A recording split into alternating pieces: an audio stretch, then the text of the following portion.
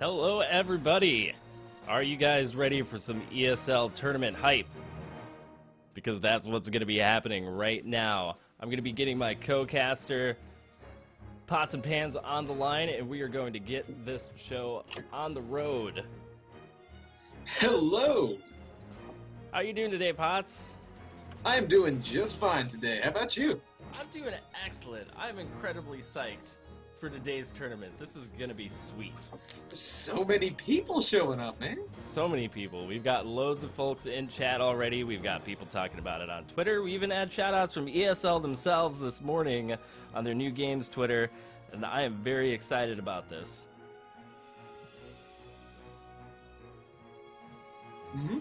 Alright, so I believe the brackets are up right now, so for any viewers who are participating in the tournament, make sure to refresh your ESL pages and go check it out, get in your first match.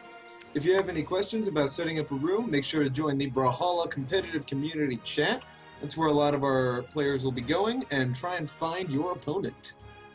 Alright, let's take a quick look at those brackets. We're going to be using the ESL website proper just to take a look at these. So I'm going to pull that up here in a moment, and we can take a look. Now, according to ESL rules, it is required that all players who participate in ESL tournaments are seeded randomly, so there are no seeds based on 1v1 ranking or anything of that variety. Everything today has been seeded randomly to create somewhat of an even, if also tilted, playing field.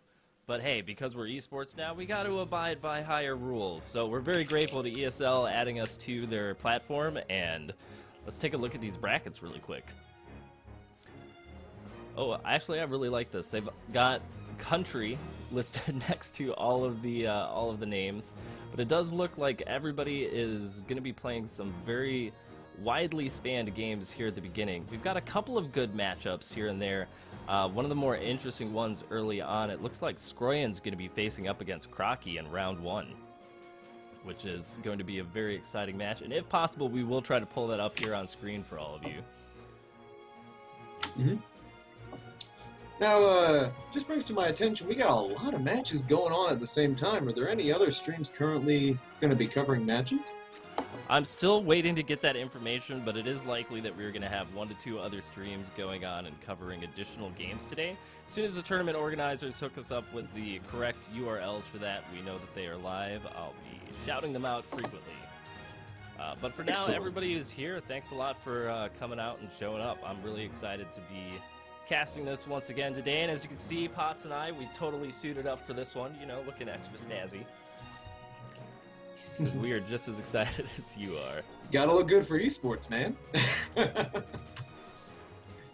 Gotta do it. Yep. All right, so Pots, tell me a little bit about what is your current opinion on like the state of the competitive side of this game? Because now that, you know, this is the first ESL tournament, what is it that, you know, everybody needs to be aware of? What is this competitive community like for everybody checking this out for the first time? All right. You want to talk more about the meta, the attitude, the community? Dude, hit it all, man. The people, Hit it all. The people want to know. Oh, man. Well, let's start out first with you guys, the community. You're the guys who are making this. You guys make the tournament. You guys showed up. You're watching the stream. We got 57 viewers right now, which is fantastic.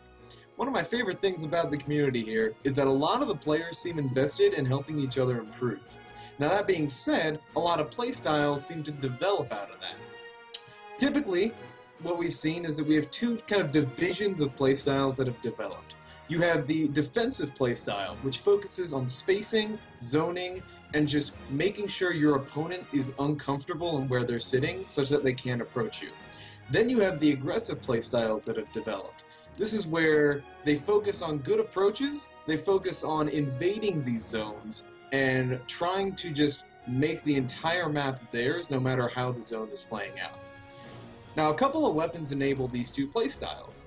We have more defensive playstyles that favor weapons like the spear, the lance, and the guns. These are all very good at controlling space, some more than others.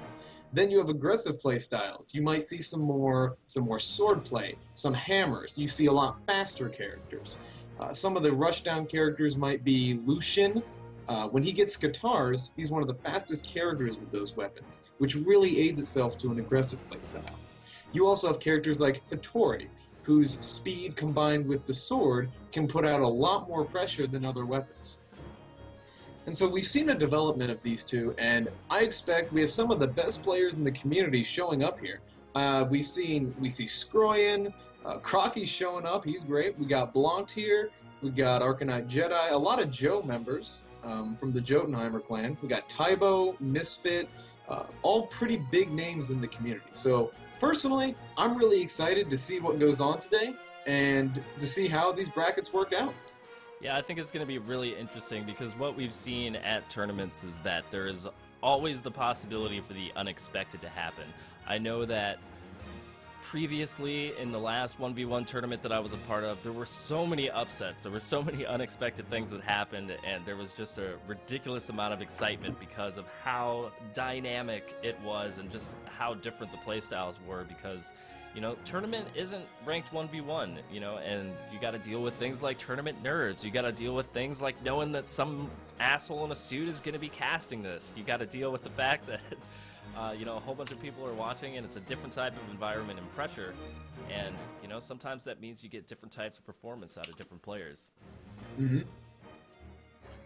All right, so I am kind of pinging in to try and see if we can't get into some of the first matches. There's still a little bit of logistics ironing out that's happening right now, but what I am looking to do is make sure that we get into the Scyan versus Crocky match when that comes to fruition, because that is one of the early matchups where we're going to be having two top-tier players who are both currently in the top 25, I believe.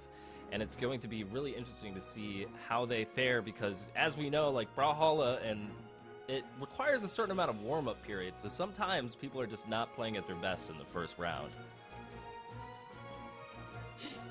Yeah, we'll see how that goes. I know a lot of players have, before check-in, have been fighting each other to kind of warm up in the beginning.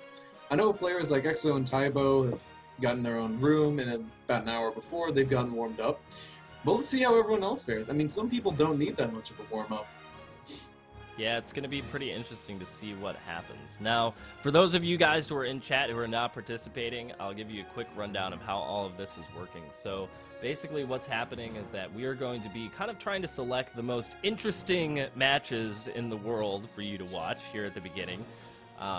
And we're kind of just basically doing that based on our awareness of who's in the top 50 or so of ranked 1v1 and who else is really active in the community. Because the great thing about these tournaments that's really awesome is that so many people come out and show up, and all these names that I'm not familiar with and that you might not be familiar with are here today. And so there's always a chance for something interesting and unusual to happen as we get further on. But up until we get to the quarterfinals, which is over here, we're going to be kind of selecting what we think are some of the more interesting matches for you to watch, kind of bouncing around between players and matchups and play styles.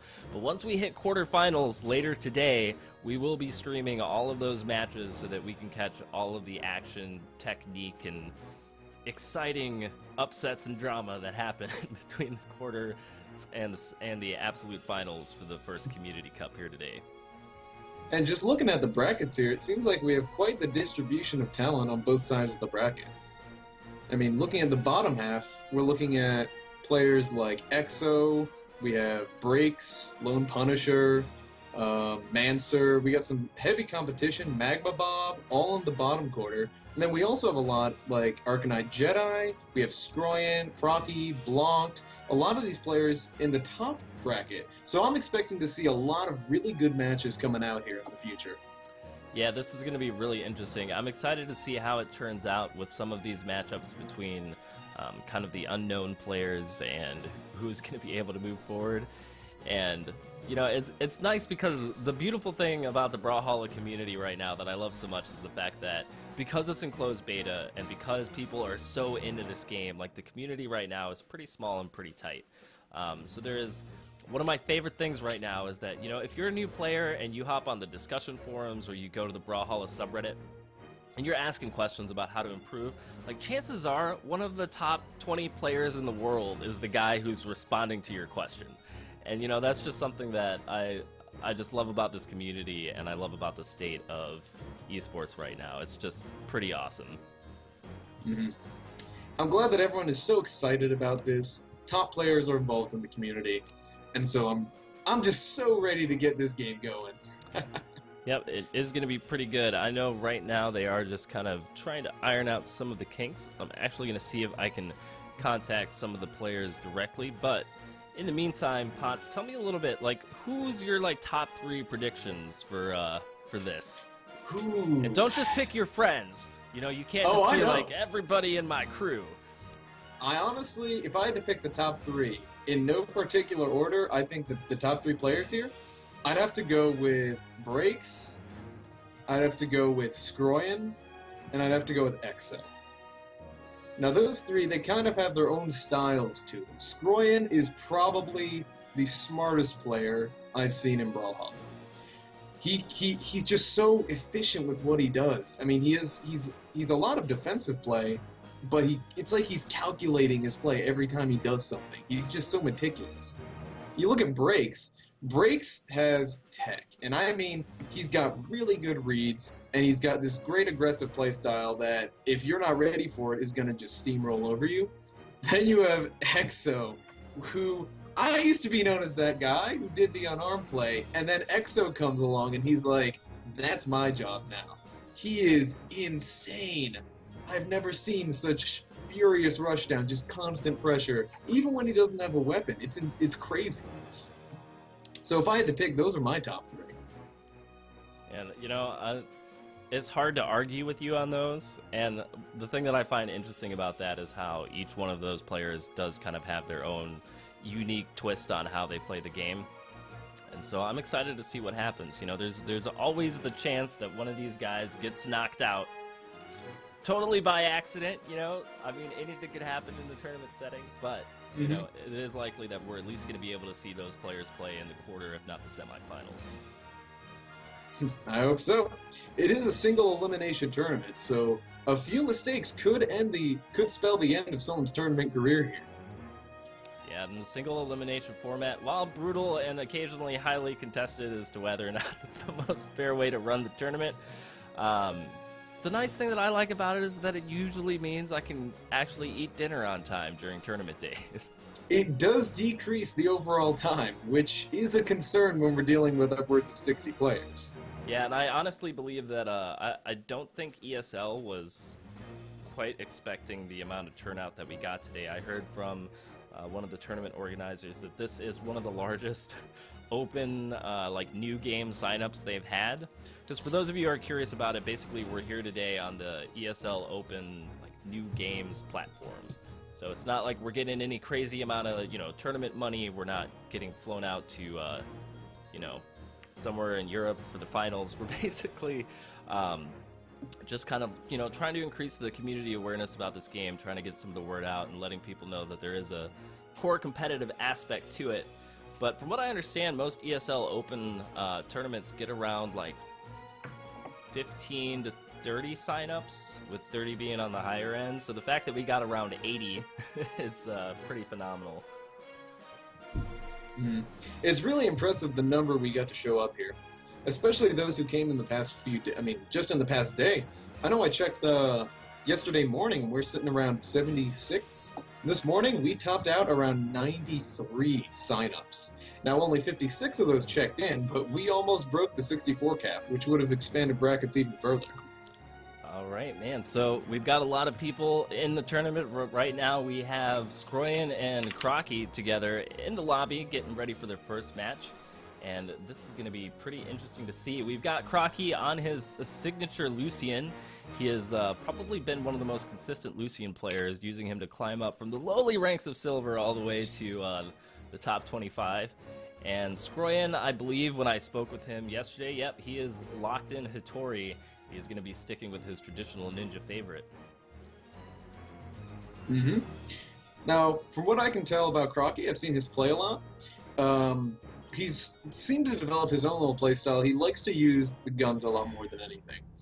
Whenever he gets those guitars, he uses those as finishing moves with those really powerful heavies, but he really likes to control space with his guns. And we started! Yep, here we go. We've got Crocky picking up some guns and Scyan with his sword. We're gonna see, because like you said, you know, Scyan is a really interesting player in these tournament settings because he has played in almost every single community tournament that we have hosted, and he is definitely one of the more intelligent players in Brawlhalla. Definitely an old seasoned veteran back from I don't know how many patches ago. He's pretty so old. He's been through so many patches, so many changes in the game, and he's adapted every time. It's really impressive. It is, and right now you can see both of these players are giving each other quite a bit of respect, you know, trying to play pretty safely, pretty defensively. They're both very aware of where the position is of the other guy in the ladder, so you can see both of them being pretty cautious about how they're approaching each other. Crocky getting the early damage lead, though. Yep, a little bit of damage, but here comes the Scyan rush down, changing it up from the spacing, and good side airs. Yup, Scyan just flipped a switch there when he got in. He can switch between defensive and offensive play like anything. Alright, so here we go. Both players just kind of searching for that first knockout. Have to lay down a little bit more damage down the shenanigan area. Scyan lands the recovery move. And, yep, once again, just kind of respecting the space. Ooh. Definitely one of our more technical matches here, with people just keeping their space as much as they can. Yep, this is really interesting because it's kind of a preview of what style of play we're probably going to end up seeing towards the finals. Crocky trying to do some unarmed, lands a good neutral. Now he's got those katars. He's got those heavy moves. If he lands just one of those heavy moves, that's going to be the end, especially with Hattori sitting at only 3 defense. Yep, this is going to be it. Crocky, yep, picks up another pair of katars. We're going to see if they can finish it out. Scyan trying to make heavy use of the shenanigan area, you know, playing it safe. Hoping that if he does get hit, he'll bounce, and there's the signature! There it is! Closing it out, Crocky gets the first knockout of the tournament today, at least the first knockout on stream, and let's see how Scyan decides to answer this. Oh, nice with the ground pound through the platform. The ground pound through the platform is catching a lot of people off guard these days because it was one of the recent changes made kind of to actually combat the shenanigan area in the stage. Added in recent patches, you can do that through any platform now, and you can even do it with item throws. Ooh! There's the knockout for Scyan, sealing it down. You can see he didn't take a single point of damage during that entire stock, so he's completely made up the difference. And now we're going to see how he fares on the spear. I think this is the first time he's picked up a spear in this match. Spear usually better at keeping space than the sword is. Sword's usually designed for this rushdown style. Yes, it is. And so far, Scyan seems to be doing pretty well, able to land some interesting side air into neutral combos. And back to the shenanigan zone. Yep, back to it. You know, and that's been a long point of contention for this stage as part of you know, some people love it, some people hate it, but it definitely does make the play here a little bit more dynamic. You can see he's, once again, using those ground pounds through the platform to his advantage.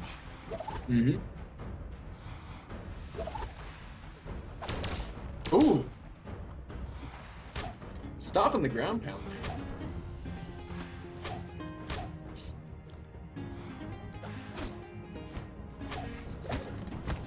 Ooh, nice unarmed combo. Again, this is one of those matches, we got 2 defensive players. Mostly, they're just going to be trying to keep their space between each other. So here's the question, is this the type of style that Crocky typically adopts, or is this something that he is bringing in entirely for his matchup against Scyan? This is his typical style. When he has those guns, it's one of his favorite things to just keep his space like that. Now, when he has katars, those are usually his kill moves, or he throws them away, like you see right there. You know, and this is interesting because a lot of the times, you know, the difference between this and the ladder is that in the ladder, a lot of times people are willing to take more risks, people will play more aggressively, but you can tell, like, in this tournament setting, like, both of these players, they do not want to get knocked out in the first round. That is not the plan that they had for today, and they are trying their hardest to make sure that they are able to get every advantage that they can and play as safely as possible. They got to be careful, though. If they take this on for too long, we're going to run into the sudden death. Oh, nice uppercut coming out from Scyan to punish the empty signature move. And I mean, that's every now and again, you just got to fish for it. So I'm wondering if at this point, if Crocky's just feeling a little bit frustrated trying to chase down Scyan. Ooh, this is a bad situation for Crocky. Oh, just barely misses it. Excellent dodge from Crocky there. All Alright, good recovery. Scyan does get the weapon. This is a bad position for Crocky. He does manage to pick up some guns safely, however, and we are back to it. Edgeguard scenario. And hitting around corners like Scyan's trying to do, not as effective in this match, but he knocks him out.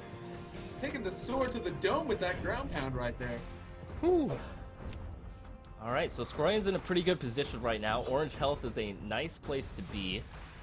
If Crocky's able to pick up some guitars and land a couple of heavy moves, he can knock Scyan out pretty easily still. But again, Scyan's proven that he is not going to get hit by anything that he doesn't deserve to be hit by. Now that move does spike with the guitars like that. It hits him downward, so it's really good when he's trying to sit in that shenanigan zone. It is, and we can see Crocky going for a heavy move, lands it, and we're back to 1-1. Even game here. We do, but the question is, are they going to be able to finish it out in 2 minutes? Already, you know, the timer on all these matches are 8 minutes long. They've already spent 6 minutes on the first 2 lives. You can see a little bit more aggression coming out between both players right now. Both really trying to find their spacing. Crocky really trying to get that gun game going again. Ooh, nice. Good answer from Scyan, coming up to punish the down light. Really close timing on that to punish the heavy move. And Lucian is in a tough spot, you know, but we've seen Lucian's armor save him from permanent death before. We'll see if that's able to happen, but it doesn't! Scyan lands the ground pound through the platform, closing out the first match of today's Brawlhalla Community Cup. Scyan takes round 1. And here we are. Let's take a look at the post-game chat. We've got a couple of GGs coming out. Got a lot of players who don't know if they should be in here, but hey, they're here anyways. Scyan says, I don't really like to play this campy, but it's the only way versus guns and that map. Well, in a tournament setting, it doesn't matter what you do as long as you win. This is true. I mean, it's the scenario of having to do whatever it takes. Having to do whatever it takes. Alright, so we are back into game number 2. If Scyan takes this, that means he's going to go on, knocking Crocky out in this best of 3. We've got a little bit of dancing around. Scyan lands the first unarmed combo. Nice movement. And now we are on a different map here on Mammoth Fortress. Important to note that here there is no shenanigan zone for Scyan to be oh so comfortable in. So let's see how his playstyle changes. Yeah, we will see. This is actually one of my favorite competitive maps right now, as I feel it's one of the more balanced, and you also get the added benefit of having the ledge there for the occasional ledge cancel. Which just missing that heavy. Scyan once again trying to be really defensive with his spacing, making good use of the down air with the sword to knock Crocky out of some of his heavy attacks. We've seen it multiple times during this matchup. Crocky just missing the items as they despawn. And Scyan is coming out strong. Maybe he's feeling a little bit more confident after his win in the first match. Crocky definitely on the ropes here. All right, Edgeguard. Let's see if how creative Crocky can be. Good float, making it back to the platform. Let's see if he can put some damage down. And no, he does not. Scyan just right on top of him. The spike through that platform. It may look solid, but man, that thing is thin, and you will go straight through. Crocky really has to work to kill Scyan as quickly as possible, because every bit of damage that Scyan builds is just an advantage for his next stop. Oh man, it is, and it's one of those things where... Can you talk a little bit about how Hattori has kind of fallen out of favor recently as far as to the competitive meta shifts? Because I've noticed much fewer people are playing her than they used to in previous iterations of the game. Well, it seems to be that a lot of the meta has shifted to longer range weapons like the lance, the spear, and the guns. The thing is, although the sword has great rushdown once it's in, with recent nerfs to the sword's range, it actually is not as long range to keep up with the zoning. Plus, you have the fact that we have the equalizing of dex, so lower dex characters now have faster attacks, and the higher dex characters have slower attacks compared to previous patches. So that extra dexterity on Hattori isn't meaning as much, while your lower dex, harder hitter, higher defense characters got a pretty big buff in the most recent patch. And so between... Go ahead. No, and I just think it's interesting that with all of those changes that Scyan still kind of decided to stick with Hattori. He hasn't always been a Hattori player, but I think pretty consistently. Oh, and there's the knockout. The side air. The kapow! All right, but you know, Scroyan's still got a great life advantage here. Like, this is a pretty good position to be in against Lucian right now. With this much life lead, he's got to be feeling pretty comfortable right now. Scyan definitely with the advantage here. Ooh, Crocky in the edge guard situation again. Oh, there it is. Unavoidable. Perfect spacing from Scyan, making sure that he'd be able to hit on the wall or hit on the jump. That was fantastic by Scyan there. And now he is a full stock ahead of Crocky. Full stock Crocky's ahead. gonna have to go full beast mode if he wants to come back from this. Goes for the spike ball. Does miss it. Scyan still keeping his space. Trying to put in some map control here. Crocky does pick up some guns, but is punished for it. And let's see if Crocky can even this out. Good damage from Scyan, and this is not looking good. This might be the end, and it is! Oh! That is a 2-stock. And Scyan takes the first bracket match. Crocky gonna be leaving the tournament first round. Oh man, and this is the kind of disappointment that happens when you get into the randomized brackets, and like I said, anything can happen with a tournament setting, because you know, you'd expect both of these players to go on to at least you know, the third round, if not further. But when you're playing with random seeds, like, this is something that can happen, and so we're probably gonna have Crocky and hopefully in Twitch chat for the rest of today. And I apologize to the supporters of Crocky. We will not be hitting them with the Crocky today. I'm sorry. Nor will we hit them with the cutie. For those of you guys who do not know, Crocky does stream pretty regularly on Twitch, so you should definitely check his channel out, as he is a longtime Twitch streamer and Brawlhalla player. Alright, so I see lots of people in Twitch chat asking for keys. I am going to be figuring out how to raffle away keys at some point today. In addition to that, right now, let's take a quick look at the updated brackets, and we'll see who has already knocked out their matches for today. So it looks like early on, we've got Furious and Black Wolf moving forward. Dope and Arcanite Jedi. Arcanite Jedi, a longtime tournament player, so nothing unexpected there. Felipe Smith moves forward against QC Echo. Scyan, as we know, just finished up versus Crocky, so he'll be moving on. Blanc, as expected, moves forward. Blanc, one of the, I believe, top 15 players right now. Really excellent player. Carmelo moves forward. It looks like he had a bye of some variety, and Tybo moving on. Stevenator versus Misfit. Maybe that match has not yet been reported. Not quite sure. Zelo Xori, he's moving forward. We've got more down here. Lots of people I don't recognize. Exo has moved forward. PC Ember has moved forward. Val Dracula and ORIHC has also moved forward. Raptor MH. SickleX1743 breaks. Of course, he moved forward. Mancer is in the tournament, and he has moved forward. He's going to be facing off against Koali Bear soon. Or Koala Bear? I don't know. Yeah, sure. Zachmaster11 on Tilt have both moved forward. Maximus Maxi representing Australia versus Magma Bob. Oh my lord. I think those guys are my moderators, and they're going to be fighting each other. How hilarious. Alright, and then we have Dead Butterflies moved forward, and finally Boasting Toast and Mr. Spleen. Alright, so that's where we're standing right now. Let's see. I think we had a couple of requests to watch the Misfit matchup. Ooh, the Misfit match. But I'm not sure if he is currently in-game or not. Let's see. He's not appearing in my friends list, which is disappointing. Yeah, I don't think he shows up in my friends list either. Let's see who is going to be... He might just have his Steam off so that he can avoid all of that. Alright, let's see. Are any of these matchups interesting to you? Do you have any of these games that you think we should try and get in next? I mean, I'm looking forward to so Breaks and the winner of Lone Punisher versus Dragon should be fun, and Mancer versus the winner of that should be fun as well. But looks like Lone Punisher and Dragon have not finished their match yet. Alright, well let's see, maybe we can go ahead and hop on in there. We've got Lone Punisher in a lobby. So it looks like they are going to be going on for round 2, and we can take a quick look at this.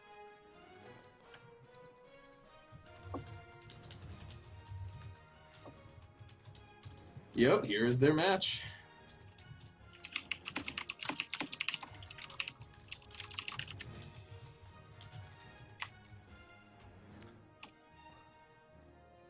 Alright, Dragon Senpai claiming that he 2-0'd Lone Punisher, and that we missed it. However... I want to make sure on that one, because I know Dragon-chan can be a little silly sometimes. Indeed. Alright, so guys, if you are looking for the brackets, I'm posting them in chat right now. So if you want to go check out the brackets for yourself, feel free to do so right now. And... it looks like we are going to get this match started here pretty soon. It looks like we've got Dragon Senpai on Bodvar and Lone Punisher on Orion. Two favorites right now. Orion definitely seeing a lot more plays since the last 1v1 tournament.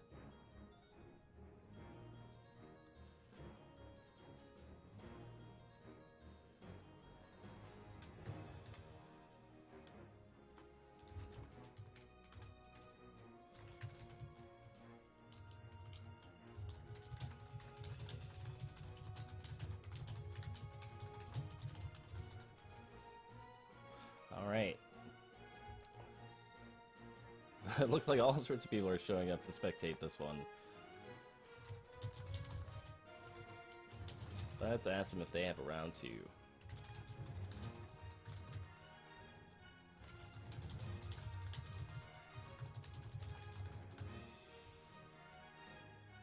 Alright. Oh, Kreutzberg is in chat saying that he should have signed up for this tournament. And yeah, you probably should, Kreutzberg, but, you know, it's okay. Alright, so it looks like actually this match is over. And they are going to be updating their brackets. Let's take another look at the brackets really quick, and let's see what's happening that looks like it might be interesting. Yep. Alright, so we have the Dragon versus Breaks matchup that is ready to go if you want to look at that. That actually sounds awesome. Let's go ahead and hop back in and check that out. I'm in the lobby with him if you want to just join off me. Breaks is here as well. Excellent, excellent. Not letting me join your party. That's a little odd. Do you have a room number? Yes, I'll send it to you. Look in our mod chat when you can. Excellent. Alright guys, we're going to be pulling up this next match here for you shortly. Tell us a little bit more about Breaks and Dragon Pots. Alright, so Dragon Senpai, as long as I've known him, he's been really silly guy. But that's not to say he's not a really good player. He's playing the Bodvar right now, and he's pretty good with the sword, so I expect to see a lot of rushdown with that. Breaks, on the other hand, is pulling out Nash. Now, Breaks, I believe, is ranked either number 2. Yeah, he's ranked number 2 on the global leaderboards right now. He's a vicious player, and as you can see, he's breaking out these unarmed combos. Breaks is definitely breaking out the unarmed combos today, for sure. Oh! We're seeing an early life lead coming out from Breaks, and good movement and kind of rushdown from him. Yep. Struggling to get a weapon here, though. He's got the hammer now. Oh! Early knockout from Dragon Senpai. And he is sent straight down with a quick first stock there. Unexpected, immediate force coming out from Bodvar.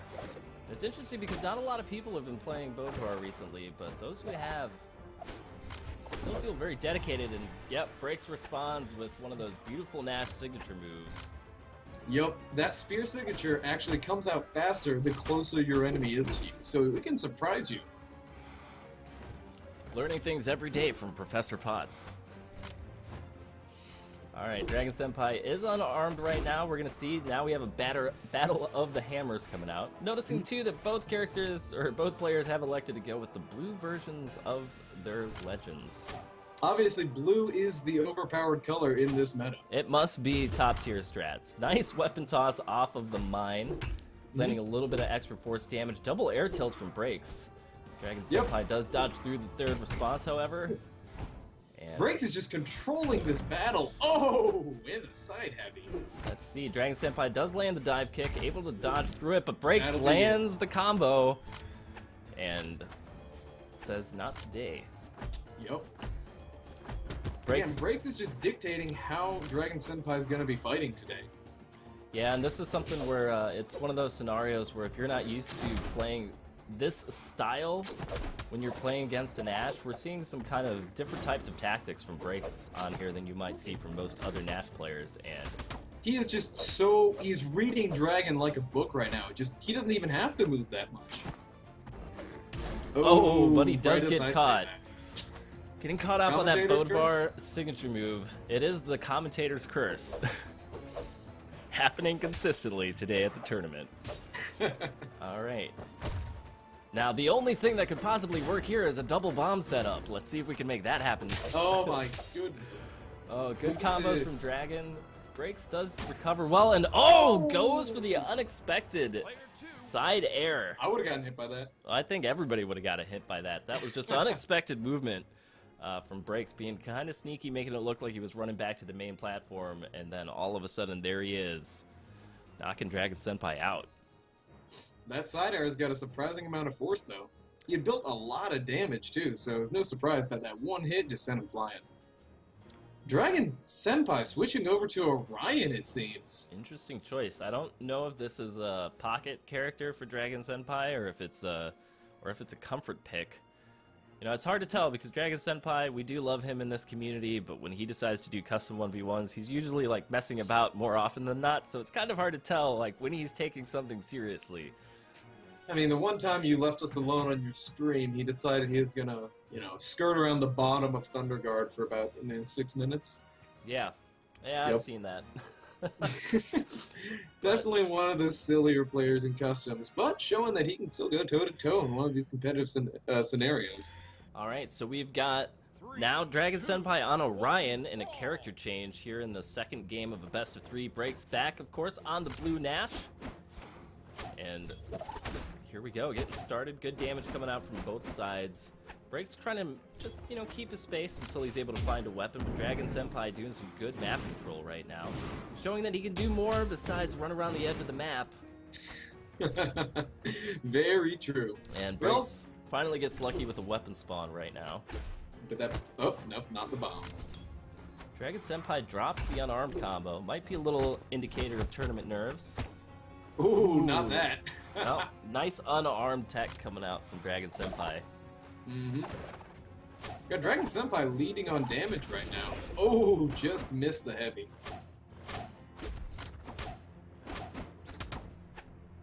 Using those jabs really effectively. They come out so fast. Yeah, he's looking pretty good, and there comes the... That's gonna be it. Woo, first knockout for Dragon, and, you know, Dragon actually looks pretty good. He's something... still yellow. He's healthy. He is, and I mean, this is something... coming out strong early like this is really important when you're up against somebody like Breaks. Mm-hmm. Especially with Breaks, he's the guy who, once he gets going, gets started, it's hard to break his momentum. So you stop him early, and you're usually in a better position. Interesting slide kick from Dragon there, punishing what looked to be like the stop. Not following up on it, though. Alright. Ooh, nice read. Good read on the dodge. And it's interesting, but it looks like Dragon is actually more comfortable on Orion right now. Like, you would never be able to tell that this is Dragon Punisher playing. Based on what we... Punisher? Dragon Senpai, excuse me. Lone Punisher and Dragon Senpai, they fuse together to all form these one unstoppable players, Orion. All these players, so confusing. Oh, the bomb toss. All right, and there's the uppercut to knock out Dragon. But pretty comfortable life lead. He really did want that bomb, but you know the multiple stomps are just stopping it right now. He's got to stomp the yard. He's oh! Close range bomb. Totally worth it. Dragon in a nice place. Yeah, Dragon is up a full stock on Breaks right now, using the Orion. Seems that niche pick really is paying off right now. Yeah, Orion definitely in this meta considered one of the stronger characters, having really good reach on both of his weapons with the spear and the lance, but good tech coming up from Breaks. Putting it down, lots of damage, trying to make up the life lead, and if he can land a knockout now, he's not in an unwinnable place. Oh, definitely not. Those spear jabs are going to keep out any slide kick approach, though. Yeah, those. Oh, the punish. Those spear jabs are one of the fastest moves, if not the fastest move in the game right now, and will punish anything that gets close to it. Dragon Senpai just laying out the side airs, though. It is looking pretty good. He's doing both players are doing a fairly good job of not being predictable with their dodges. And you can see there's slowing it down just a little bit more, messing around in the shenanigan area, trying to land the air neutral on the lance, just controlling the space. Now Breaks is taking a lot of damage here. Yeah, this is not looking good for him. Oh, that Valkyrie almost took him down there. Weapon toss combo into Valkyrie. There's the side air and it ends it out. 2 stocks for Dragon Senpai. That is the 2 stock for Dragon Senpai. That Orion pick is really paying off for him. It is, and we are going to a game 3 now in what many would say is an unexpected result. You know how much I love unexpected results in these tournaments, but I mean, this is, I've never seen Dragon Senpai play like that before. He is really on his game today.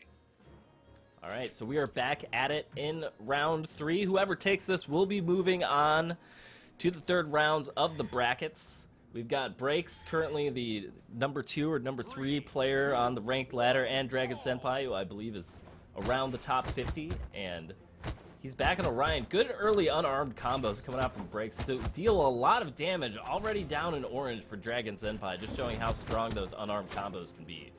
Oh, definitely. Breaks trying to keep up the pressure, and it's a battle with spears right now. Now, as I said, if you let Breaks get rolling, he's going to take that momentum with him. And as we can see, he's already got Dragon low, and he might be going for a spike here. Yeah, Dragon definitely needs to figure out a way to make some space and get some damage down so that he doesn't get to too far of a deficit. Risky. Oh, the bomb just sliding back into it at the very edge of the hit stun there.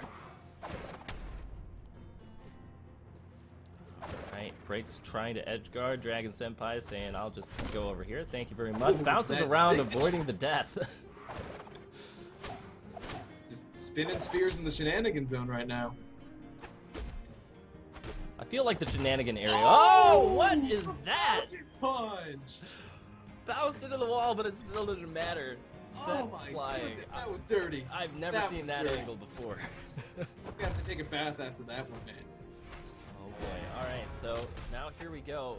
Breaks is in red. If Dragon Senpai can land a knockout without taking too much damage, he can bring this back. Breaks with an excellent dodge movement, kind of predicting those air neutrals. Nice punish on that. Ooh, with the side air too.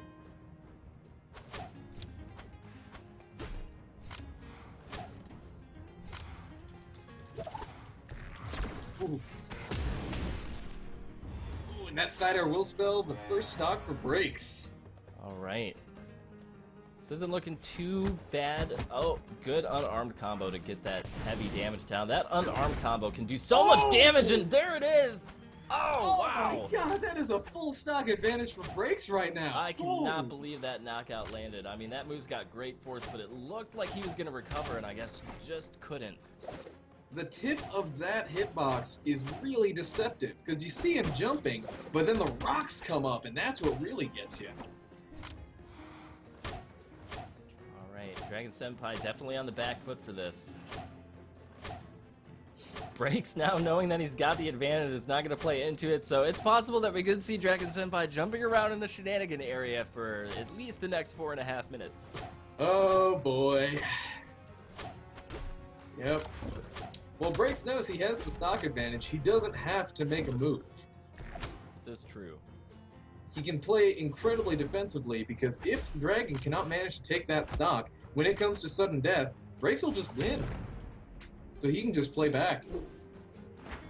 Ooh, spike? Nope. Dragon Senpai going for a weapon. And oh, there's the heavy. Almost knocks him out, and Breaks rushes him down. Player 2 wins. The double spike! Rick's Oh, going man. out with the flashy finish. That Those- was insane. Double ground pounds. Just playing right into it, making things happen. Whew. All right. Well, this is how it goes. These are the tournaments, man. These brackets, man. Oh, let's take a look at the refresh brackets here on the ESLGaming.com website. And yeah, it looks like some of the second round matches are being reported. It did look like Blocked is moving on versus Schnoobie. And we also have Jura Joling moving on against his fight against Legend Warrior K. EXO has moved on in addition to Raptor MH. And Mancer moved on in his fight versus Koali Bear. So we are going to have a Breaks versus Mancer fight, which should probably be pretty interesting to see. Mm-hmm. And On Tilt has moved on. Looks like Maximus Maxi did take it against Magma Bob. Sorry to hear that, Magma Bob. All right. There's so many players that I love so many of these players. It's hard to root for any one in particular. It is. It is. Let's see if we can get back into the game and take a look at any other matches that are happening right now. For some reason, Misfit still is not showing up in my... Yeah, he's not there for me either. All right. Just trying to get a sense of who's going to be playing what next. It looks like actually Misfit is busy reporting his last match, and we are going to have a Misfit v Tybo match happening. Oh my god, we have to do that one. All right, guys, so everybody is into a treat. We are going to be seeing Misfit versus Tybo in the third round of this tournament. So let's take a look at this. Goodness. Yeah, it just looks like they haven't reported up their statistics yet, but that is what we are going to be seeing. And whoever wins this match is going to be going on to the quarterfinals. Yep. And then reminder, once we start with the quarterfinals, every match will be casted. So do not worry about missing some of those matches. Oh, it looks like Redalus is in the chat. We got a developer here. Oh, developer hype! What's up, Yo, Redalus? Dev Hype. How are you doing today? Tell us what's going on in the beautiful lands of Atlanta and Blue Mammoth Games, and you know, us like doing something when it's your weekend and you should be like chilling with the family, drinking beer or watching football. But instead, you decide to come out and help us out here. Support the game that you are making. That is awesome. That is awesome. So like, now that there's a dev in chat, you gotta give us like a big reveal. You know, tell us about something crazy. Like the bow. Yeah. Like the bow everyone keeps talking about. Because that's a real thing. I believe it to be real. Yep, it is totally real. It is real. All right, guys. So we are getting in here. We've got Misfit versus Tybo. Pots, if you want to enter the room, you can go ahead and do that. I see it. Yep. And then we are going to get this going. So for those of you who don't know... He's locked me out. Did you get him to open it? Yeah. Give me 1 second. All right, so both of these players, Misfit has been a long time running top tier player in Brawlhalla, and Tybo kind of appeared on the scene like around 1.6, I want to say, about 2, maybe 3 months ago. And quickly rose to the top with his very aggressive playstyle. I'm not sure how much his playstyle has evolved since we saw him in the last tournament. For those of you who don't know, in the last 1v1 tournament, Tybo did take second place, losing out to Mancer in a very exciting finale. And at the time, I believe that was his first ranked 1v1 tournament.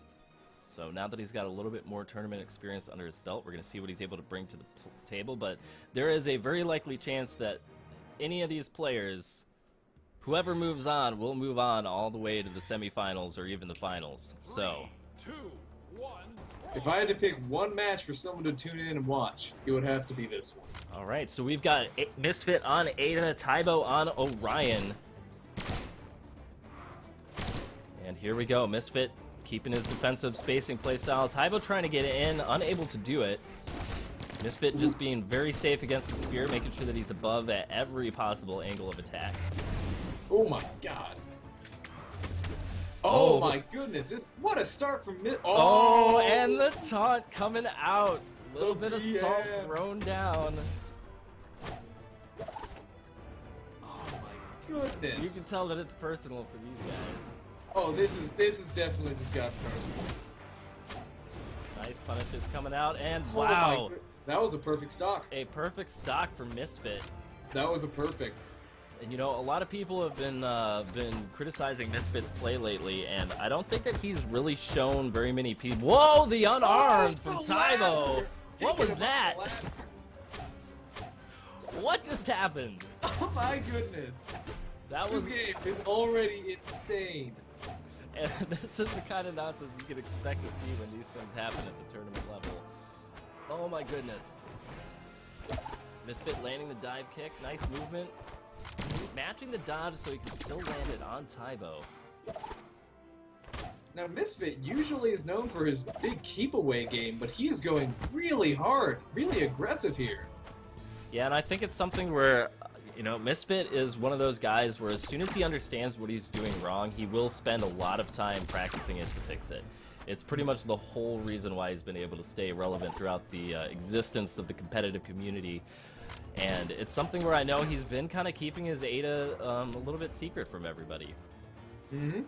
He's actually recently picked up the Ada, and it seems to be really working for him. Oh, but there's the response, punishing the bad spacing on the dive kick. And Tybo's able to even the stocks. But Tybo is sitting at very high red health. Yep. One hit will bring him out. And we know Ada's got the force to back up what is needed to make that knockout happen. All Misfit needs is one hit, and it should send him flying. We'll see. Ada is rocking that 6 force, so definitely above average. Oh, the double tosses. You try to dodge the first one, and the second one's already coming. There Great it goes. Setup by Misfit there. Alright, Misfit is looking pretty strong in this first match. Using that down air. Yep, he knows he's got to stay off of that horizontal plane going up against lances and spears. And, oh, the double down airs. I mean, typically when you want to fight guns, you need to underspace them. You need to get into their zone. But Misfit is like, I know what you want to do, and I'm going to hit you where you want to get me. Alright, let's see. Oh, Tybo lands the down heavy with the spear. Misfit trying to recover. Oh, uses the dive kick, but Tybo reads it pretty well. Tries to get a hard read with that heavy lure. Oh, the spike ball, charging it for the dodge. Oh. Misfit using all of his moves to change his movement. Something that he is definitely very well known for. Mm-hmm. And Tybo just trying to get this knockout. Misfit playing pretty patiently, trying to use the items to his advantage. Nice down air from Tybo. Does get punished for it. And let's see if he's going to be able to knock Misfit out or not. Coming in. Nice diagonal air dodges from Misfit. It's something you don't see a lot of players do just because it's slightly more difficult to perform than a neutral or rolling dodge. It's definitely something we're seeing a lot of out of Misfit today. Mm-hmm. A lot of them just really... Oh, and that is the second stop. There it is. Now, just because Tybo is behind doesn't mean that he can't turn this around. We've seen Tybo take people from 0 to orange really quickly in this game, so Misfit can't let his guard down yet. I mean, he is known for the Tybo combo. Yep, when he just juggles you into infinity and suddenly you're in heaven. Oh, he tried for it. He did. All right, but he's getting some good damage down. Interrupting the signature move. Misfit searching for it, trying to land it. Oh. Is this going to be it? Can This could Tybo be. recover? He Misfit backs does. off. Misfit decided to, yep. Decided to back off and play it safe.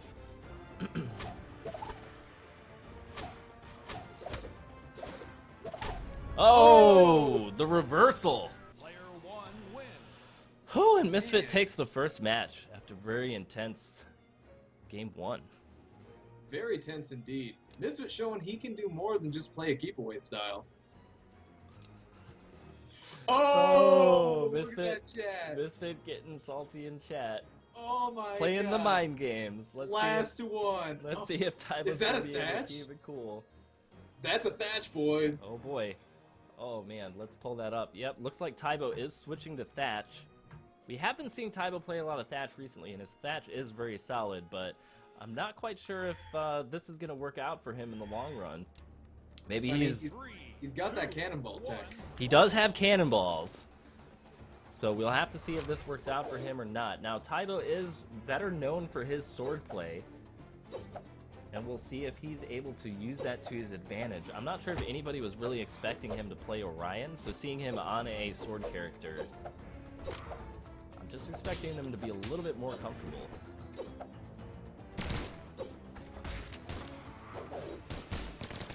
Right. Lots of downers from Misfit. Yep, he knows that they've got the priority once again, and in a battle of sword versus guns, Misfit playing some interesting footsies games, and Tybo with the corner carry. Nice response. Putting a lot of pressure in on Misfit right now. A lot of juggling, and that's something that Tybo is very, very good at, and just misses the response. Misfit trying to find his footing, and whoa! Chains it! The double signature! Who knew that was possible? Don't think we've ever seen that one before. And that's wow. It's a good chance there's some tech that we've never thought about seeing. That mine exploding at the last second, though, just saved Tybo's life. It did. And then gets spiked. Alright, Misfit closes it out, putting in the taunt. Again, the taunt! I gotta pick up that salute. Is that new? When did that get put in? Is that a collector's edition thing? that's the $100 taunt, man. I mean, it could be. You never know with these things. For those of you who don't know, the skins that both Tybo and Misfit are using are from the collector's edition of the game. Misfit putting down some good damage using those spears. Oh, almost get hit by the cannonball tech, but dodges forward. There's no cannonballs today, Tybo. Not today. Ooh, that nice. builds so much damage. Nice down light. Tybo once again going for his combo. Wasn't able to land it. Good interruption to Ada's signature moves though, and it looks like Tybo's starting to get a handle of how Misfit plays Ada. We're gonna have to see if Misfit is able to switch this up at all. It's really easy to get caught. Close. Oh, nice uppercut from Misfit. Not quite, not quite. Alright, Tybo always cautious and creative with the recovery back on the platform. Goes for the weapons. Maybe he was going for an uppercut there, I'm not sure. But Misfit on the back foot now. These guys are definitely scheming for that kill. They are. They know whoever gets this knockout can turn the last stock into a good advantage.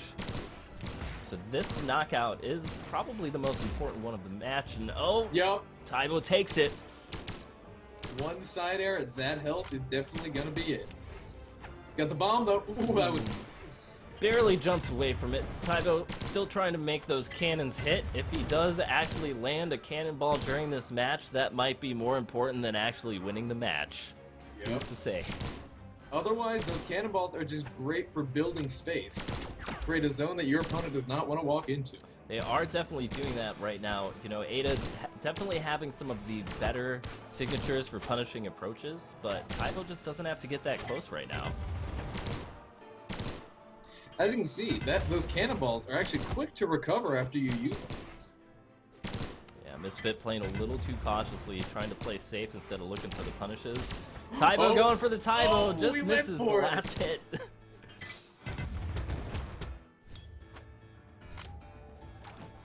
Ooh, went for the spike there. Alright. Misfit knowing that he's going to have to do some incredible style of play if he's going to slide right over the mine. Close this gap. Tybo keeping the pressure up, making sure he's controlling all of the space. Once again, we're seeing that kind of defensive keep away play style from Tybo on the guns. Tybo is a... just a tip. Just a tip. Catches him out. And that's that. Let's see if Misfit can turn this around. Orange health is not impossible to recover from, but as we saw, if Thatch can land one of his sword signature moves, that's going to be it. Oh, the dive kick punish. This could be it, the edge guard situation. Oh, the chase! Player 2 wins. Oh, the chase makes it happen. Tybo looking more like his old self on Thatch. Is Thatch top tier? Got Thatch top tier confirmed? All right, so we're going to a final round, guys. Whoever takes this will be going on to the quarterfinals. And after this match, we'll find the next thing to take a look at. And Tybo is requesting a booty spam in chat, please, Kappa. So, it's up to you guys.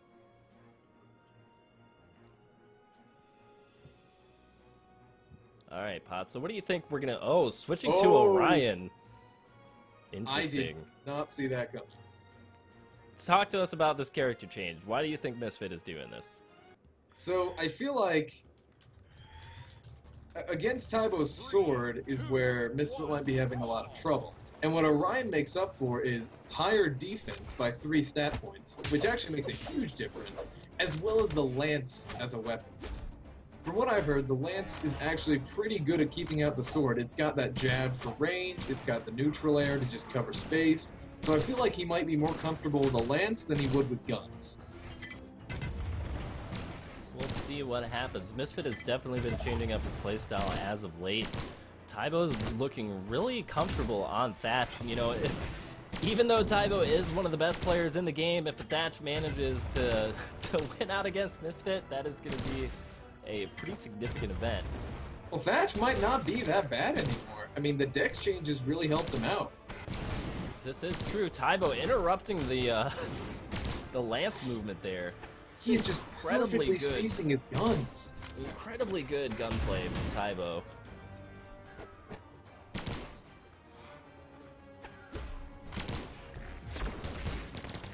Alright. Yep, that armor is definitely coming through for Misfit on this. Had he been on Ada or Hattori, anyone with 3 armor would probably have been knocked out by now. Mm-hmm. Misfit just trying to stay in the fight.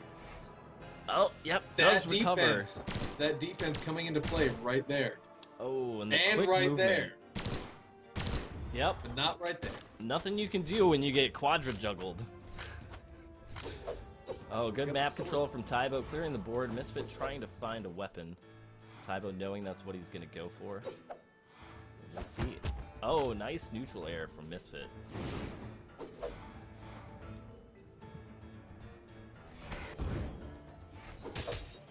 Alright, this is pretty tense. Tybo landing some good combos. Oh. Misfit returns with the recovery move on the lance. That to knock reversal. Tybo out. No one sees it coming. So fast. So unexpected. You can switch directions just like that. Great use of that move. Tybo landing some good unarmed damage on Misfit. Nice combo. That's a lot of damage right there. Ooh. Good signature move from Misfit. Put Tybo in edgeguard scenario. We're seeing a lot of map clear from Misfit. Trying to make sure that Tybo doesn't end up with another pair of guns. I think that's his biggest concern right now. The guns do have quite a good matchup against the lance. They really do. The guns right now have again gotten really powerful, and Misfit's just been doing a great job with map control here. Trying to make sure that Tybo doesn't get a single item. Oh! Oh, we almost saw a cannonball. Really showing right there. Alright, and this is the scenario Misfit was trying to avoid, trying to deal with guns. Let's see if he's able to underspace Tybo at all. Really difficult to dodge through it when the other guy's being patient. I feel like although the 6 defense was paying off a lot for Orion, the weapon matchups might be a little lackluster against guns. Alright, let's see who's able to knock the other guy out. I mean, that's what it all comes down to when you're in this. Oh, and Misfit with the signature, just No fear. spacing out. No fear at all right there. Almost got knocked out of it, but that was just a little too far away to interrupt him with the guns, and Misfit got the signature. You might see a quick stock here from Tybo. Misfit lands an entire 1 point of damage on Tybo using the weapon toss. Oh, good neutral air. Ooh, maybe not as quick as I thought. Maybe not. Misfit knows he's got to try to extend this out as long as possible. Any damage that he can put down puts him in a much better position. Misfit being very cautious. Oh my goodness. The weapon tosses. Coming out, rocking it old school. Nice dodge from Misfit. And that low attack speed on Thatch just kind of showing there, making it a little bit easier to react to the heavy moves. Yep. Oh, Misfit just building so much damage with this last stock here. Yep, he's been doing an excellent job of extending his life out, looking for those neutral attacks where he can land them, knowing that he doesn't have to be risky, he just has to find the punishes wherever he can. Tybo with the cannonballs. Still no hit. He's got the lance though. He's got the lance. Tybo with the response. Whew. Here we go. And this is the last stock of this match. Whoever takes this next stock is moving on to the quarterfinals. Alright, here we go. You know, Tybo could do exactly the same thing that Misfit did to him, making great use of this last stock. Tybo looking to recover. Does do so. Nope. Oh! Ooh, Almost just barely. knocks him out. Misfit trying to chase down the KO. Tybo going for the wall hug. Here we go, edge guard. Tybo gets hit! Oh, no! And that's it! Misfit has Scyan. knocked out Tybo using a combination of Ada and Orion against Thatch. And, you know, a lot of people in chat right now are saying, why did Tybo pick Thatch? And that's a question Tybo's probably going to be asking himself for the rest of the day. He's been very comfortable, and he did very well against Misfit here. But it just seems like that switch to Orion is what Misfit needed to bring out that win. Man, yeah, it was definitely a mix-up in gameplay and style. You could tell that in match 2 that Tybo was doing a much better job of anticipating the tactics that Misfit was employing on Ada, and after kind of getting a better understanding of how he played, round 2 was definitely in Tybo's favor, and then Misfit pulls out an entirely new character, and Tybo just wasn't able to adapt to it. Alright, so let's go ahead and take a look at our brackets once more. We're going to be heading here shortly into the quarterfinals, which is going to be pretty interesting. It looks like right now we actually have a Scyan versus Blan match going on. Misfit is still waiting to get his information in. EXO has moved on against Raptor MH, and we're still waiting on results for the Breaks versus Mancer matchup and the On Tilt versus a Maximus Maxi. So let's see if we can't go ahead and find another one of these matches, if any of these are going on right now. I'm trying to load the bracket, but it's going a little slow for me, so give me a sec. Alright. Scyan and Blan might be a good match to catch up on if they haven't already started. Let me see. It says that he's Breaks currently and Mancer. in a lobby right now. Breaks and Mancer might be good too. Well, let's see if we can find a room number from either of those players and to see about hopping in.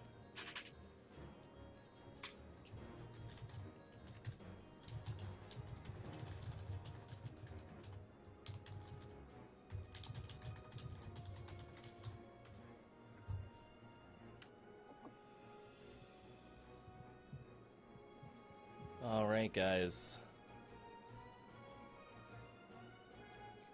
Sounds like there is a little bit of confusion with the brackets right now, but I know that the mods are looking into that.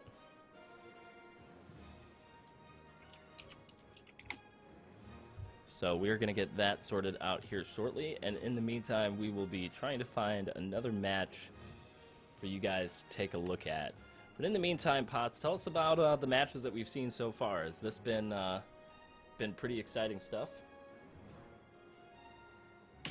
So far, I mean, that was pretty crazy. I mean, we saw 2 character switches. We saw just these just really good spacing from both players, I believe, in that last match. Especially just the way they spaced those signatures out. Like that time when Orion got that perfect, just anticipated the forward tilt from Thatch, missed it, and then perfectly just came in with that signature and bopped him out. It was really impressive play. Great timing from both players, and came down to the very last stock at the end there. All right. Man, yeah, it was a great match to see. I'm really excited to see how far Misfit can take it in the next match. But right now, we are in the room with Blan versus Scyan. And I'm actually going to take a minute to do a short bio break here on my end. So, Potts, this is all you, my friend. All right. Take it away. Thank you. All right, so Let's see what we got here so far. Scyan seems to be playing his Hattori. I anticipate Blanc to bring out his Ada. Fought this guy a lot of times on ranked. Really respect the player, and he usually brings out this Ada. He's really good at controlling the space around him, so once again, we'll see a big spacing-based matchup between Scyan and Blanc here.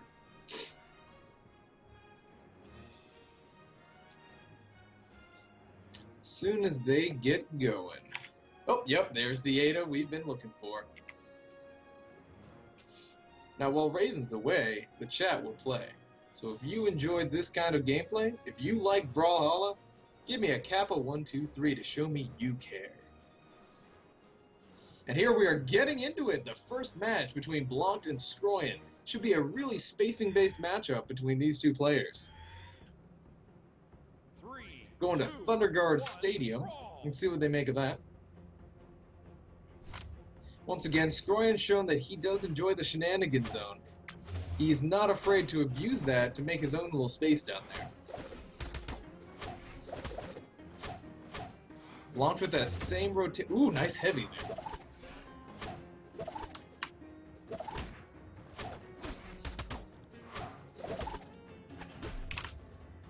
Blanc is just really showing off with the spacing here.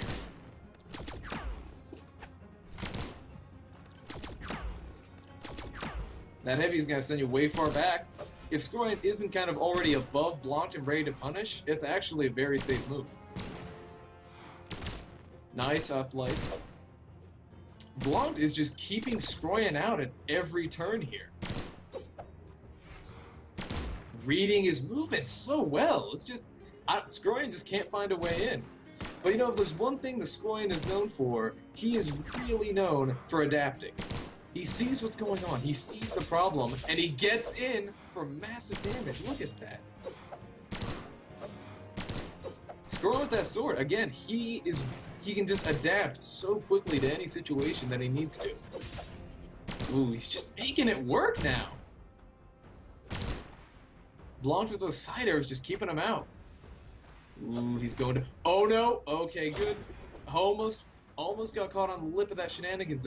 Oh, no! And Scyan with the SD. Ooh, that's the first stock taken for Blanc.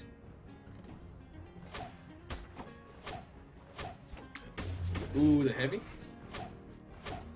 Builds a good amount of damage when you pick them up in the beginning of it, too. Good spacing, good spacing. Scyan choosing not to pursue it. Lots of chabs getting thrown out, lots of good dodges happening here. Usually in these situations, when you get so close to each other, you get these... Ooh, bop him in the head there. But you get these situations where you get this almost rhythmic dodging between each other. Ooh, nice side air. Scyan gonna pursue this? Ooh, bad time dodge. Get hit with the up air. Go get chased by that. Wait, Scyan? Oh no! Scyan seems to have disconnected or lagged or something as he just walked off the edge. It is a 3-to-1 situation in favor of Blanc. Scyan's gonna have to really work if he wants to get back, and ooh, misses the side air follow-up. Misses the second hit there too. Oh, but there's the final hit. Finally gets that first stock out of here. Choosing to leave that weapon on the field for Blanc. Oh, nice hits so far. He's really getting inside those guns. Oh, I did not expect that heavy. That was a good option set for him. Oops, Scyan with the damage.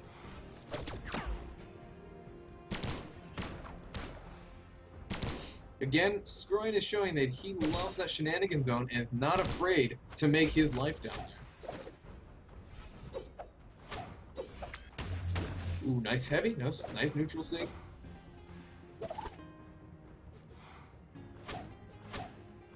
Scyan just keeping that space away. He knows where he can and can't approach, and ooh, good damage. Oh, and the spike. Can he get the next one? Oh, he did. He got the second dare right there.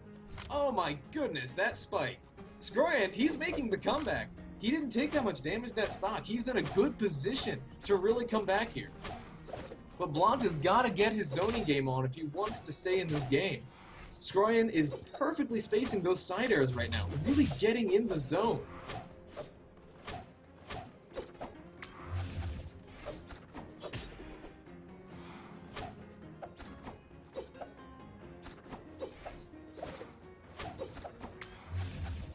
Lots of just spacing right now. People are just, they do not want to be the next one to go out. I mean, this is the first game, and it's coming down to the last stock here. Even so, these guys do not want to be eliminated. They did not come this far just to get kicked out. Ooh. Blan evening the damage between them right now. Ooh. Could have been punished a little right there. Oh, Scyan with the carry. Oh, the down heavy. Blan does not want to. Oh no! He had no recovery! And Blan goes down! First game to Scyan, even with that self-destruct. That reverse 3-stock right there. That was a 3-1 score at one point, and he came back from that. Again, looked really rough in the beginning. Blan looked like he had the game all in the palm of his hand. Scyan, he is experienced. He's been in so many tournaments. One of our most seasoned veterans, that when he saw what was going on, he noticed his mistakes, and he came back and adapted. Excellent play from one of our seasoned veterans. Blan really had his game going, but seemed to be thrown off kilter once Scyan found out how to get in. Doesn't look like we'll be seeing a character change here, both of them going with their Hattori and Ada matchup.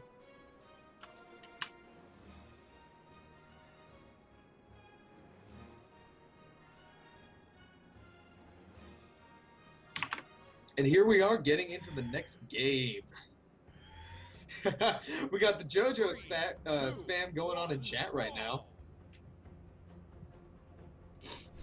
Come on, guys, show some love for Blan. We got a rogue agent out here. Ooh, that was a meaty hit. Oh my goodness, Scyan. The poke of doom. Scyan without a weapon now. Very dangerous to approach spears like that. Now we got guns unblocked. Oh, that was a nice recovery. Hitting with every bit of that move and dealt a lot of damage. Ooh, going for the spike. Blan getting out of there though, reverses the edge guard. Nice jabs. Oh, nice down air. Yeah, Blan very good with his guns there. Good at his spacing. We're gonna see a spike. Oh, we saw the spike. We got the nice down air from Scyan. Blan using his dodge a little bit too early there, anticipating the down heavy. Scyan just played it cool and waited for him to come back up without a dodge in order to get that down air spike. Alright, I'm back. Hey, welcome back, Raidhyn. We had Scyan who took the first match from Blan with a reverse 3-stock. I'm not sure what that means. Was it epic? Oh, it was amazing. Blan was up 3 stocks to 1 at one point, and Scyan came back and said, "Nope, this game is mine." And that was the match I missed? What? What? I know! What? Oh, I'm gonna have to watch that on stream later. That sounds amazing. It was incredible. It does look like Scyan is keeping the lead. Just manages to dodge the signature move from Ada. Oh, nice. Scyan with the down heavy in the air and able to recover despite going deep to chase Blan off the map. You know, Scyan was really struggling to fight Blan at the beginning, but as I said, he is one of our smartest players, saw what he was doing wrong, and has got this perfect adaptation. He really does, and you know, there's the knockout for Blan, landing the uppercut, but kind of to be expected as Scyan on Hattori was in the red, but you know, like you were saying, and you know, it's something that I've noticed from playing against Scyan and from talking with him, is that he's just a highly intelligent player, and he is incredibly good at figuring out somebody's play style and adapting to it. And that is just what we are seeing today. All right, so Blan has a lot to recover for, but as you guys discovered in the first round, anything can happen in this tournament setting. Blan putting down some decent damage. Trying to keep his distance. Nice side air from Scyan. Scyan just completing the download on Blan. Oh, goes in for the punish. Big long charge up time on that. Let Scyan get set up, and Blanc coming in back in through the middle. Scyan ground pounding through the platform again, taking advantage of the new patch, and there's another edge guard scenario. Is Scyan going to be able to land it? Blanc doing an excellent job of recovering, lands his own ground pound. Scyan on the back foot here. Let's see if Blanc can chase him off the edge. Ooh, oh my goodness. Oh, how many ground pounds are we gonna see? All sorts of wall hugging. Oh, no! And Blanc messes up his recovery and goes down. A very crucial mistake that is gonna send Blanc out of the tournament. That whiff recovery was the difference between that match. Wow. We see Scyan taking it 2-0. Blanc putting out a lot of respect in chat, saying, still too good for me, to Scyan. And, you know, this is something that I love about the competitive community in Brawlhalla is, you know, a lot of us, we've all played each other multiple times. We all, you know, are pretty familiar with a lot of the names and a lot of the players. We don't get to play everyone all the time, and there's always a lot of respect. And that's something that I really love about the Brawlhalla community right now is just the level of awesomeness from all of these players. It really is. I mean, I love the community because everyone, I mean, there are very few grudges held in this community. When you see people fight each other in tournaments, there's always this good atmosphere that people are just there. Not only are they happy when they win, they're so graceful in defeat. I always see them, you know, good luck in the rest of the tournament, great play, always throwing out the compliments. And that is why I really love the Brawlhalla community. Yep, and it's something that you definitely see a little bit more of in this tournament setting, and I really enjoy that. You know, I'd like to say that there's a lot more of a magnitude of smack talk when we're all in custom lobbies just messing around with each other, but you know, in the tournament, like, I feel like everybody's got a pretty good handle on what it means to, you know, just like you said, I think gracefully, you know, having that grace even when you're losing is a great way to describe it.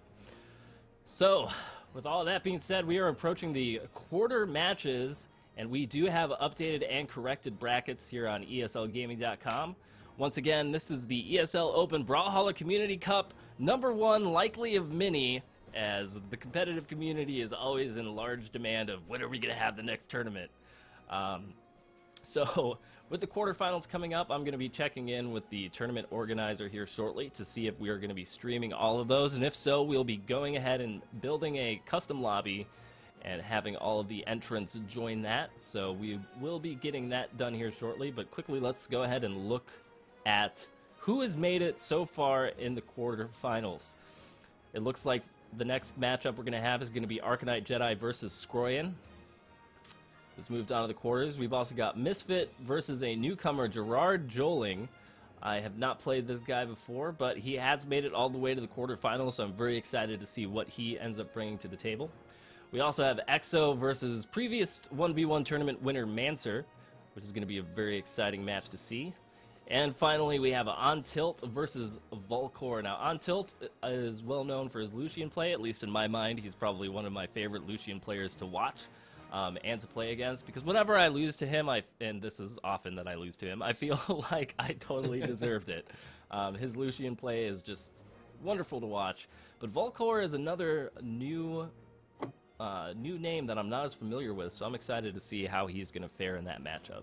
Now, I've actually seen a bit of Volcor. I've run into him on the rank ladder. I've always seen him playing his Hattori, and notably, he's really made it work with the sword. So I expect to see a lot of good sword play and combos and setups from Volcor in that matchup. But he'll have to get past the wall of tilt if he wants to do that. Yeah, it's going to be really interesting to see how he deals with the Lucian play from On Tilt. So, Pots, why don't you tell us a little bit about what you're expecting to see with these quarterfinals? Is there any particular matchup that you're excited about seeing over any of the others?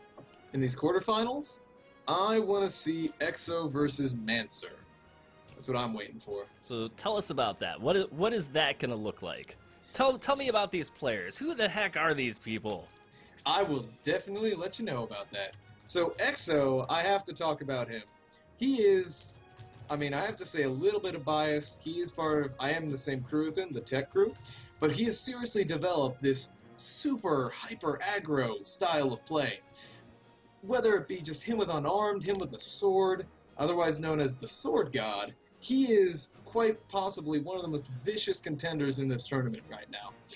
Then you have Mancer. Now I've seen Mancer, I think his most recently played legend was Queen Nai, and I've also seen him picking up the Orion. Both of these characters emphasizing this heavy spacing and zoning playstyle. So in this matchup, I'm going to have to see whether Exo, the beast himself, can get in past Mancer's big wall in order to do damage. And I think it's going to be really interesting to see the matchup and the kind of chemistry between those two. Yeah, I'm really excited to see these players play. I feel like both Exo and Mancer have been very adaptable throughout the course of their tournament play, just because of the fact that they have switched characters multiple times, their playstyle has evolved, they seem to be making new tech frequently, and it's something that I'm always excited to see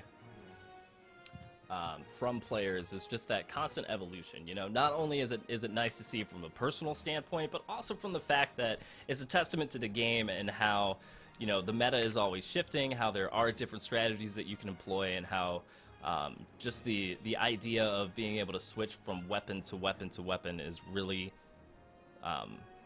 helping some of these players really excel in areas where others have kind of become a little bit more stagnant.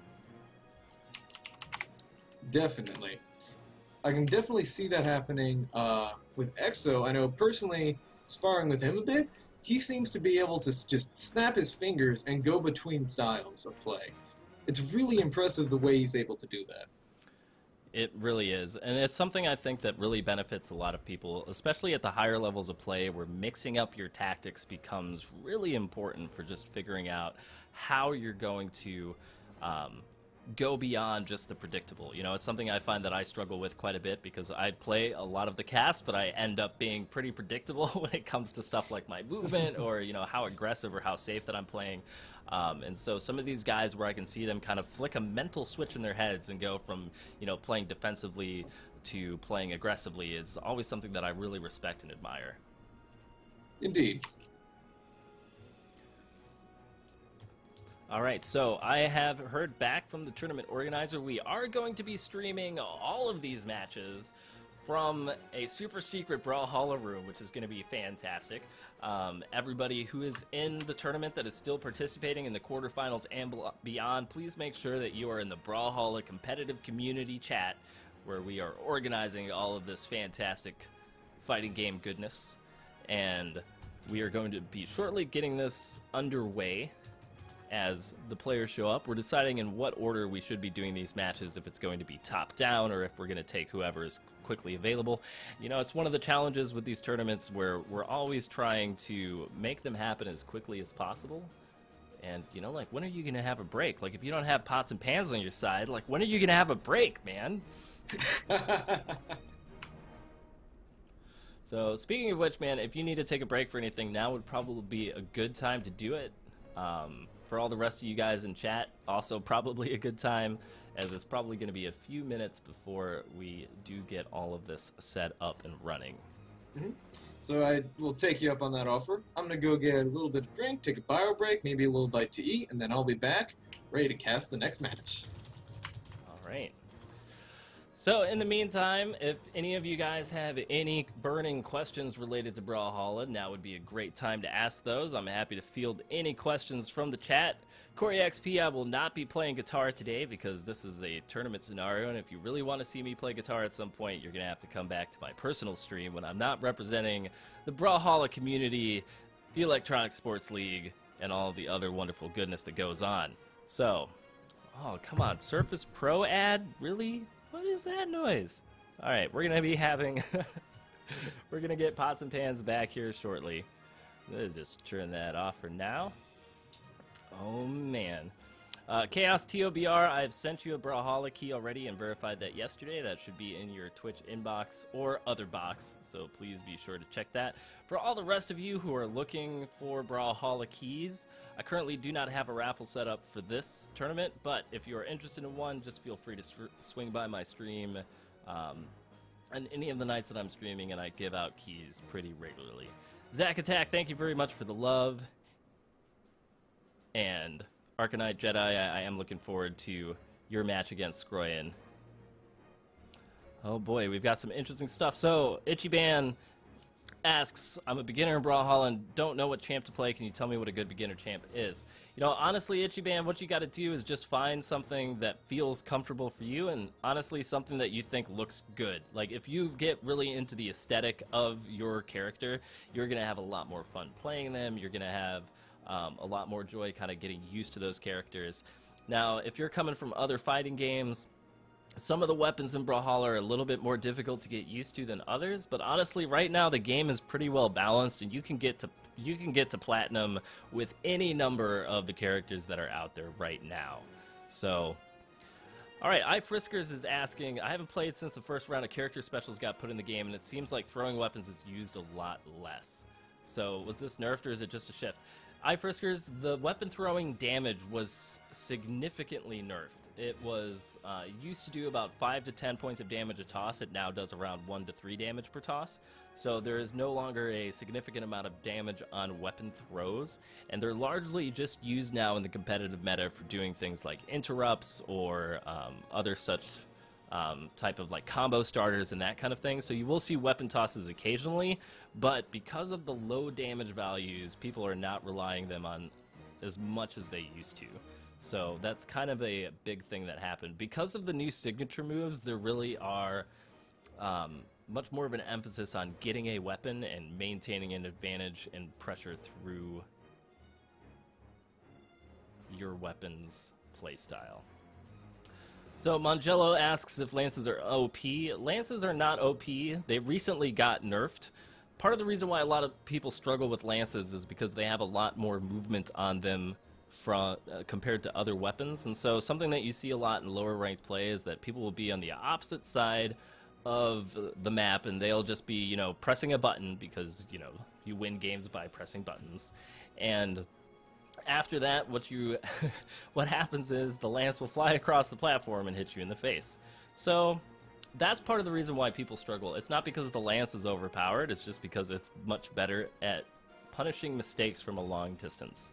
The lance does have weaknesses and openings, and it's largely related around to getting used to the space that the moves travel and kind of repositioning yourself. So this is a question that people are asking quite a lot, and it's probably something that I'm going to try to create a new guide on here in the near future, just because it seems like it's something a lot of players are struggling with. But as we've seen today, just because you're carrying a lance around, that doesn't necessarily mean that you are going to get an auto win. You know, we've seen quite a few lance players get knocked out today, and that's something that's going to keep happening.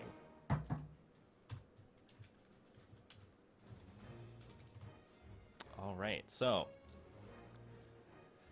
here we are, waiting for Pots and Pans to get back, waiting for the quarterfinals to pop. It looks like we do have our first contestants up and ready, so we'll be hopping into this matchup very soon. And I'm going to switch back over to the main screen. Let's go ahead and get that set up.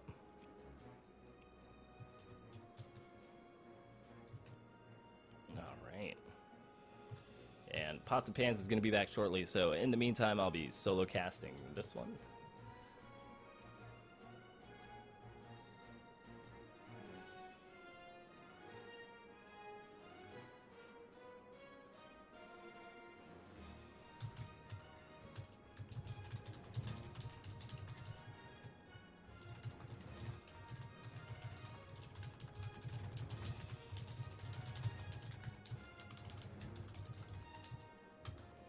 Currently, Meow123, I am still kind of maining Taros. I've been kind of sneaking around with some other characters. On Tilt, check the competitive community chat. You should still be in the competitive community chat. The room number is posted in there. So that is where you want to be looking. All right, let's see what's going on over here in the chat. Oh, Exo, are you feeling the tournament nerves, man? I'm sorry to hear that, dude. Let's try to drink some water, take some deep breaths. Whew. Zach Stag asks, what weapon in Brawlhalla do I like to use the most? Currently, my favorite weapon, despite some of its shortcomings, is the hammer. I just really like the way that the combos work, and it complements my playstyle pretty well.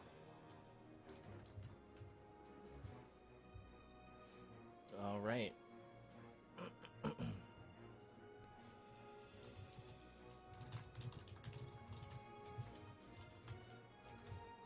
All right, looks like Scyan is back. Looks like Arcanite Jedi is almost ready to go, so we should be getting this underway here very soon. I just want to give a mad shout out to everybody who is in Twitch who has showed up for today's tournament. I always love seeing the support that everybody gives out to all of the happiness that is the Brawlhalla competitive community. Just remember that whoever wins this tournament will be the first ESL tournament winner. And, you know, when Brawlhalla starts renting out, you know, football stadiums and giant arenas in Korea to play these tournaments, and we're sponsored by all sorts of people from all over the world, we'll always be able to look back on this day and talk about what happened. But for now, we are getting in the match of Scyan versus Arcanite Jedi. Scyan on his Hattori, Arcanite Jedi on Elvis Vrax. And we're going to see how this goes down. I've not seen Arcanite Jedi play recently. With him living in Europe, I don't have the opportunity to play him as much as I would like. But we're going to see how these guys are able to fare. We see a lot of spacing and respect. Arcanite Jedi landing the first couple of hits, putting Scyan deep in the yellow. And we've got some pretty good movement coming out from both characters. Good side air from Arcanite Jedi. Scyan still trying to keep his distance, waiting for a Lance move so he can punish it. Just like I was saying, everybody, if you're having troubles with the Lance, just watch and see how Scyan plays against Arcanite Jedi. He is waiting for him to make a move and then rushing in for the punish, using that movement speed on Hattori to get in close as fast as he can. So lots of respect between these two players right now. Again, trying to keep that space going. Good weapon toss from Arcanite Jedi, trying to interrupt. But Scyan shrugs it off, like we talked about, for the damage nerf. These are the things that happen. Alright. And both of these players looking pretty good. Scyan, of course, using the weapon tosses whenever he sees that he's got another one available to him. Because while the weapon tosses don't do a lot of damage anymore, they are quite jarring. And matching dodge for dodge here. Still on stock number 1 in this best of 3 quarterfinals. Now remember, even though we are in the quarterfinals right now, everybody is going to be streamed from here out, and when we get to the finals, whoa, interrupting kind of between the two moves of the signature move there. Scyan knowing exactly what he has to do to come in for the punish, but he gets caught out by the recovery move. Arcanite Jedi with the taunt.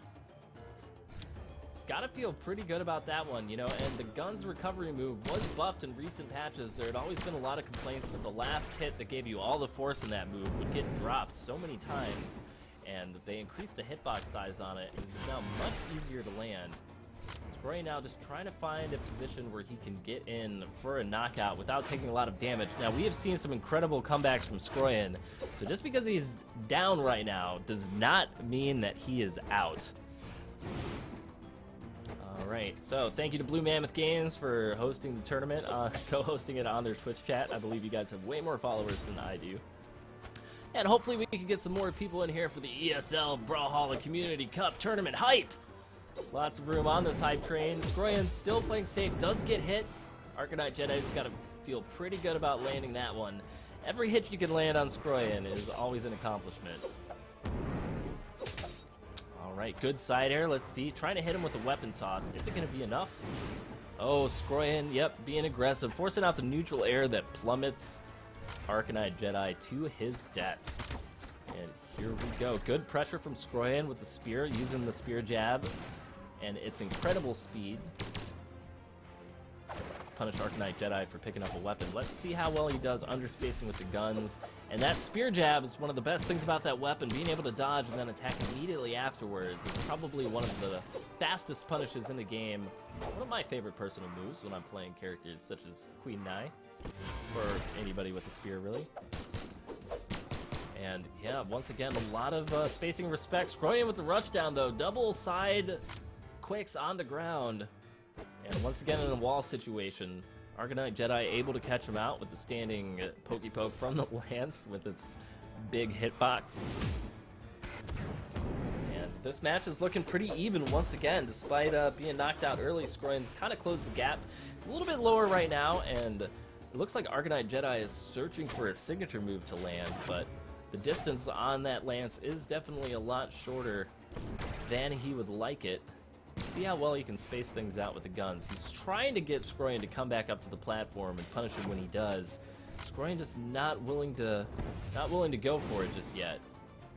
Playing really safe. Does get hit by the weapon toss. He's able to return with the side air, however. And gets punished into the signature move. Good side airs from Scroyan. And really, you know, like, even though he's using this move over and over again, which I know is something that's quite annoying, the way that he's using it in the space control is just fantastic. And there goes Arcanite Jedi plummeting to his death after being corner carried by the spear side attacks. Oh, picking up the live mine to readjust the position on it. That's probably not exactly where he wanted it, though. Now he's got to go around his own mine, and that could have been disastrous.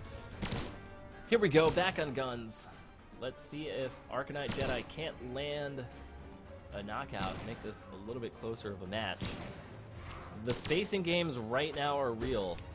Both of these players are just trying to force the other one to commit to something unsafe, because a lot is on the line. Whoever wins this best-of-3 matchup is going to be going to the semifinals, and you know, that's usually about where, as far as these tournaments are concerned, semifinals is where you want to land. I mean, even if you get knocked out of the semifinals, everybody gives you quite a bit of respect for making it to that top 8. Indeed, and I have returned. Oh, sounds like we've got Pots and Pans back, which is excellent. Let me just verify that the stream looks fantastic. Alrighty. And yeah, so we've got Arcanite Jedi here against Scroyan. Looks like Scroyan is taking... That he is. He's doing pretty good, coming close now to ending it out after a lot of really strong spacing and patient respect from everybody in this match. And it's really interesting. I didn't expect Arcanite Jedi to throw out a Frax. I usually see him on Orion. Yeah, it is something that's a little bit different from him. And it'll be interesting to see if he does decide to stick with this throughout the course of the match. Mm-hmm. You know, if he loses this first round, we have seen character switches before. We'll have to see if they decide to do that once again. We are coming down to the last minute here, so Scroyan's gonna have to make something work fast, or they're gonna hit sudden death. Oh, and that's exactly what he needed to do to make it out here. Alright, and we have Scroyan taking the first match here. It is the first match, right? This is the first match, and Scroyan does take it. So you can see almost everybody who's in the quarterfinals has hopped into the lobby now to observe these matches. So they can also get some insight on who they're going to be fighting as time goes on. Everyone's doing their research, making sure they don't go home empty-handed. All right, so we are back at it once again. Same characters, no character swap. Taunts. Early taunts showing a little bit of salt and or respect. And in this community, I always like to think of it as the community is sweet and salty. They are sweet and salty. It is how it goes. But more especially between these two members of the same clan, Clan Jotunheimer. You have to imagine that these guys have played quite a few matches against each other in the past. Definitely I'd expect to have some training partnership going on here. Yeah, especially because I know that, I believe, good early recovery move from Arcanite Jedi. Arcanite Jedi, I believe, hails from Germany and Scroyan is from Brazil, and so they're actually on pretty close time zones there compared to, you know, a European versus American matchup. But you do have the issue of distance between them, so you don't see it in the spectator view, but I'm sure there is some lag between them. Alright, right, so once again, this still kind of looks like the first match. Both players trying to force the other to make a mistake. And nice side air from Arcanite Jedi. Again, spacing is their forte here. Both of these players play very space-oriented characters. No pun intended for Frax. He is from space. He is a space-oriented character. He is most definitely space-oriented. With but space Hattori? lasers. Hattori is the space demon from Omicron 6. Yep. Yep. Alright, so we're back. We're still alive. We're still paying attention. Back to the match. Alright, Not so much has changed. still haven't gotten the first knockout, but they are searching for it now. Nice heavy from Scyan there. His heavies with the spear are some of the best use of that move that I've seen. That poke of doom, man. Indeed. People are talking a little bit about the lag effects in chat, and you know, it is something right now with this game being in open beta. There is only one US server, but I'm really excited to see what happens to the competitive community once they get some up in Oceanic and EU. Well, the thing about getting new servers is that it's not going to affect US versus Brazilian lag at all. The only thing that adding the servers in different countries will do is allow people from the similar countries to experience what we experience against another US person. Which is gonna be nice. Especially when you, Kreutzberg and Scyan, both representing Brazil. Oh, the multiple. My goodness! Multiple edge guard dive kicks, ending it out with a ground pound. Oh, Scyan the going taunt super in his angry with the face. taunt. Oh, this is good to see. This is good to see. Oh, man. Whew. Alright. Arcanite Jedi is at a severe disadvantage here, sitting at red health compared to Scyan. He is, and good weapon toss from Scyan, finding the angle on that. Tries for the ground pound, no connect. And it seems like Frax is doing a pretty decent job, actually, of extending his life on the second stock. Scyan just trying to find a way in, not willing to risk any uppercuts or any other moves. Oh, Or he is. until then, waiting for the dodge to come out and then punishing it accordingly. Oh, wrong move select. Frax changing his trajectory by using the dive kick. Nice jabs. The next hit could be the end.